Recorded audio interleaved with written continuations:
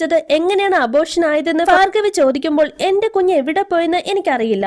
ഒരു ദിവസം കാടിനുള്ളിലേക്ക് പോയ ഞാൻ അവിടെ ബോധം കെട്ട് വീഴുന്നു. അതിനുശേഷം വയറുവേദന ഉണ്ടാകുകയും ഹോസ്പിറ്റലിൽ ചെന്ന് സ്കാൻ ചെയ്തപ്പോൾ കുഞ്ഞു വയറ്റിൽ ഉണ്ടായിരുന്നില്ലെന്നുമാണ് വിമല പറയുക. വിമലയുടെ കാലിലും എന്തോ ഒരു അച്ചു കുത്തിയിരിക്കുന്നത് കണ്ട് ഇതെന്താണെന്ന് ഭാർഗവി ചോദിക്കും. ഇതെങ്ങനെയാണ് എന്റെ കാലിൽ വന്നതെന്ന് എനിക്കറിയില്ല. ആ കാടിനുള്ളിൽ കിടന്ന് എനിക്ക് ബോധം തെളിഞ്ഞപ്പോൾ മുതൽ ഇതെന്റെ കാലിൽ ഉണ്ടായിരുന്നെന്നും അവൾ പറയും. അതിനുശേഷം പല പെൺകുട്ടികളുടെയും വീട്ടിൽ അവർ ചെല്ലുന്നുണ്ട്. എല്ലാവരുടെയും കാലിൽ ആ അച്ചുകുത്തിയ പാടുണ്ട്.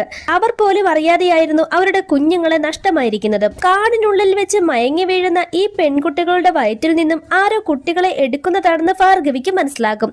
ആ ആഭിചാരം നടത്തുന്നവരുടെ പരമ്പര ഈ നാട്ടിൽ തന്നെ ഉണ്ടാകുമെന്നും അവൾക്ക് മനസ്സിലാകുന്നുണ്ട്.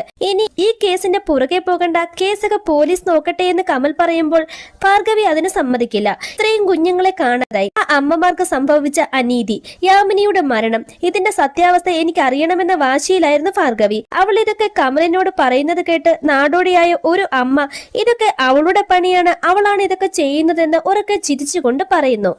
അവൾ അവളെ പിന്തുടരുന്ന ആ അദൃശ്യ ശക്തിയോട് സംസാരിക്കാൻ ട്രൈ ചെയ്യുകയാണ്.